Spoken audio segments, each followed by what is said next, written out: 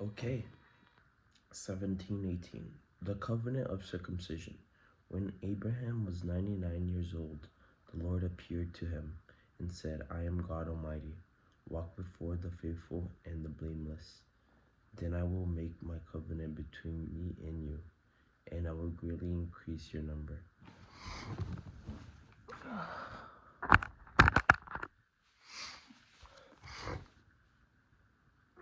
Abraham fell face down, and God said to him, As for me, this is my covenant with you. You will be the father of me. This is my covenant with you. You will be the father of many nations. No longer will be called Abraham. Your name will be Abraham, for I have made you a father of many nations. I will make you very fruitful. I will make nations of you, and kings will come from you.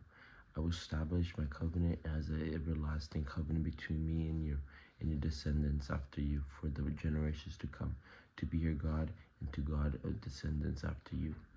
The whole land of Canaan, where you now reside of a foreigner, I will give an everlasting possession to you and your descendants after you, and I will be their God. Then God said to Abraham, As for you, you must keep your covenant, you and your descendants after you, for the generations to come. This is my covenant with you and your descendants after you. The covenant you are to keep: every male among you shall be circumcised. You are to undergo circumcision, and it will be a sign of a covenant between me and you. For the generations to come, every male among you who is 8 years old must be circumcised, including those born in your household or bought with your money from a foreigner. Those who are not your offspring, whether born in your household or bought with your money, they must be circumcised. My covenant in your flesh is to be everlasting covenant.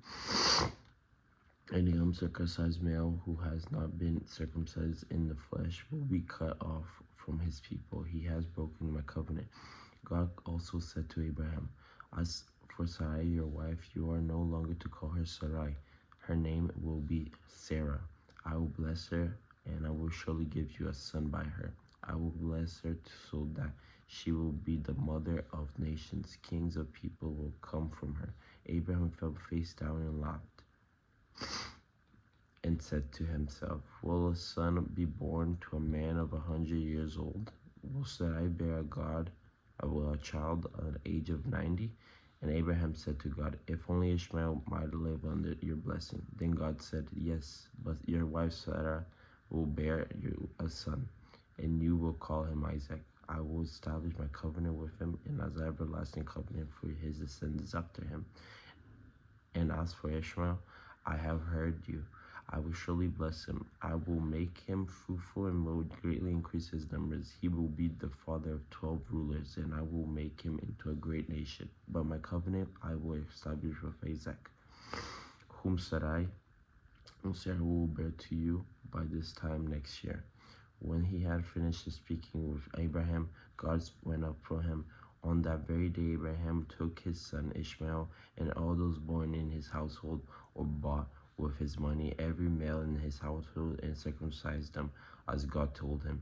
Abraham was 99 years old when he was circumcised, and his son Ishmael was 13. Abraham and his son Ishmael were both circumcised on that very day. And every male in Abraham's household, including those born in his households or brought from foreigner, was circumcised with him. Now we know. The Lord appeared to Abraham near the great trees of Mamre, while he was sitting on the entrance to his tent in the heat of the day. Abraham looked up and saw the 3 men standing nearby. When he saw them, he hurried from the entrance of his tent to meet them and bowed low to the ground. He said, If I have found favor in your eyes, my Lord, do not pass your servants by. Let a little water be brought, and then you may wash your feet and rest under the tree. Let me get you something to eat so you can refresh and then go on your way. Now that you have come to your servant, very well, they answered. Do as you say. So Abraham hurried into the tent to Sarah. Quick, he said, get 3 seth on the finest flour and knead it and bake some bread. Then he ran to the herd and selected a choice, tender calf and gave it to a servant who hurried to prepare it. He would then brought some curds and milk and the calf what had been prepared and there before them while they ate. He stood near them under a tree. Where is your wife Sarah? They asked him.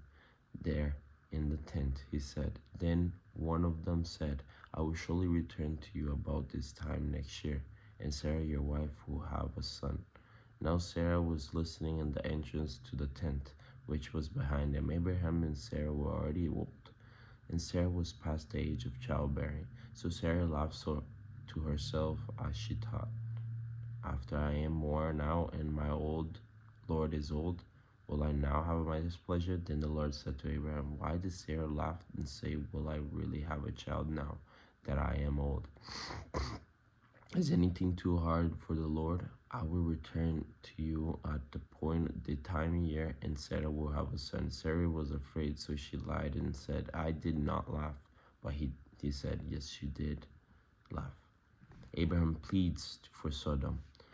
When men got up to leave, they looked down towards Sodom, and Abraham walked along with them to see them on their way. Then the Lord said, shall I hide from Abraham what I am about to do? Abraham will surely become a great and powerful nation, and all nations on earth will be blessed through him.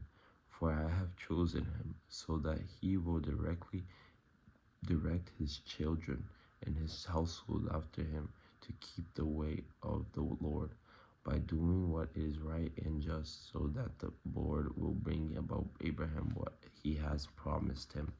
Then the Lord said, the outcry against Sodom and Gomorrah is so great and their sin is grievous that I will go down and see if they have done as bad as a outcry that has reached me. If not, I will know. The men turned away and went towards Sodom, but Abraham returned, standing before the Lord. Then Abraham approached him and said, will you sweep away the righteous with the wicked? What if there are 50 righteous people in the city? Will you really sweep it away, not spare the place for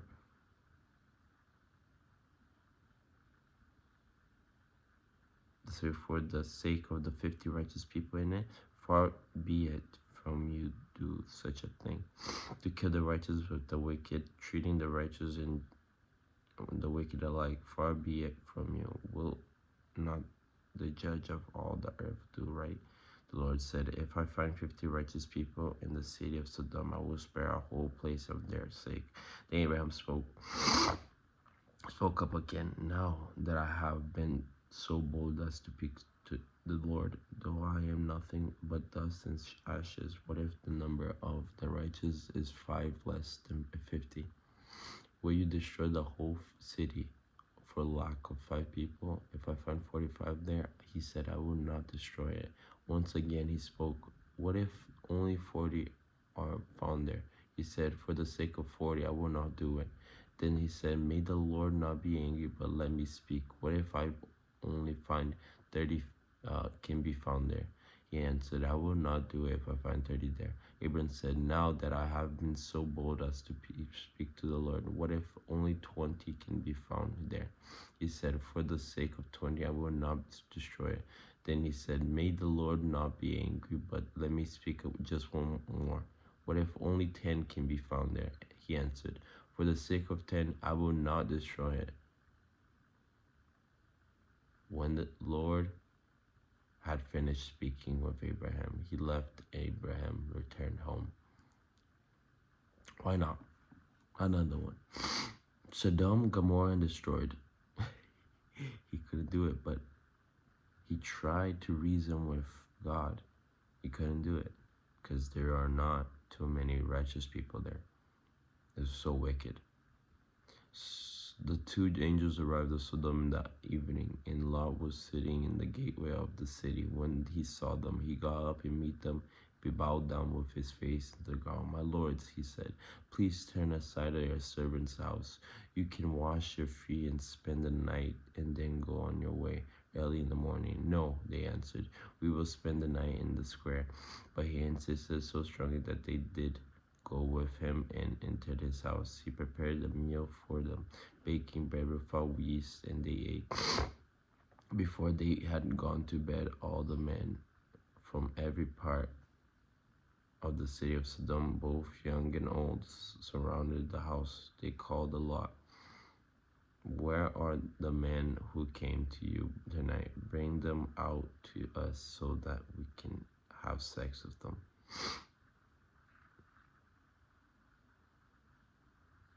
Lot went outside to meet them and shut the door behind him and said, no, my friends, don't do this wicked thing.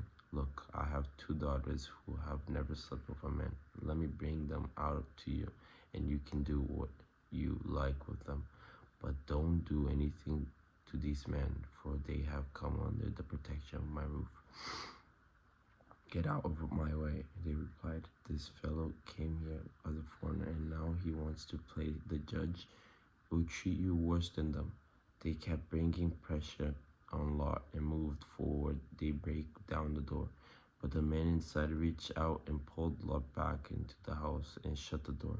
Then they struck the men who were at the door of the house, young and old, with blindness so that they could not find the door.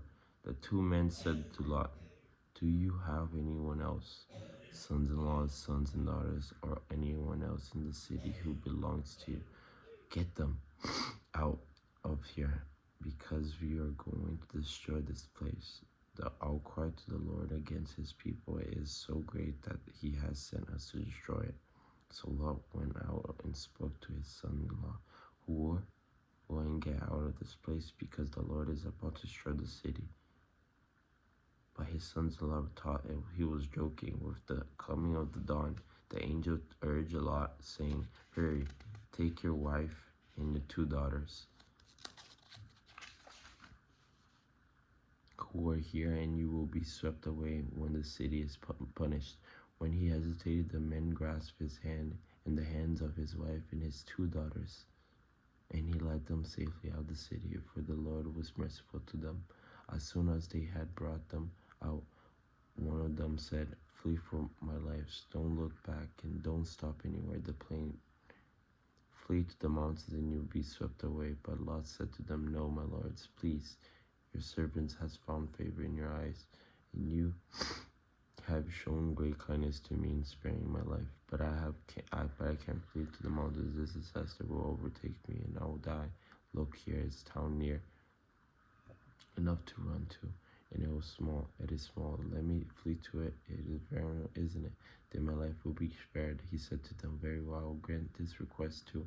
I will now overthrow the town you speak of, but flee there quickly, because I cannot do anything until you reach it. This is why the town was called Zoar. By the time Lot reached Zoar, the sun had risen over the land. Then the Lord rained down burning sulfur, Sodom and Gomorrah, from the Lord out of the heavens. Thus he overthrew those cities and the entire plain, destroying all those living in the cities and also the vegetation in the land. But Lot's wife looked back, and she became a pillar of salt. Early the next morning, Abraham got up and returned to the place where he had stood before the Lord. He looked down towards Sodom and Gomorrah, toward all the land and the plain, and he saw dense smoke rising from the land, like smoke from the furnace. So when God destroyed the cities of the plain, he mastered Abraham, and he brought Lot out of catastrophe. Thus overthrew the cities where he lived. Lot and his 2 daughters left Zoar and settled the mountains, for he was afraid to stay in Zoar. His 2 daughters lived in a cave. One day the older daughter said to the younger, our father is old, and there is no man around there to give us children, as if the custom of all over the earth. Let's get our father to drink wine, and then sleep with him, and preserve our family line through our father. Then 90 they got their father to drink wine, and the older daughter went and slept with him. He was not aware when it lay down. When she got up the next day, the older daughter said to the younger, last night I slept with my father. Let's get him to drink wine again tonight, and you will go and sleep with him, so we can preserve our family line through our father. So they got their daughter and drank wine that night also, and the younger daughter went in and slept with him. Again, he was not aware of it when she lay down. So when she got up, so both Lot's daughters became pregnant by their father. The older daughter had a son, and she named him Moab. He is the father of Moabites of today. The younger daughter also had a son, and she named him Behami. He is the father of the Ammonites of today. What the fuck? Okay, 2 questions. Who are the 3 lords? And that's it. Tomorrow.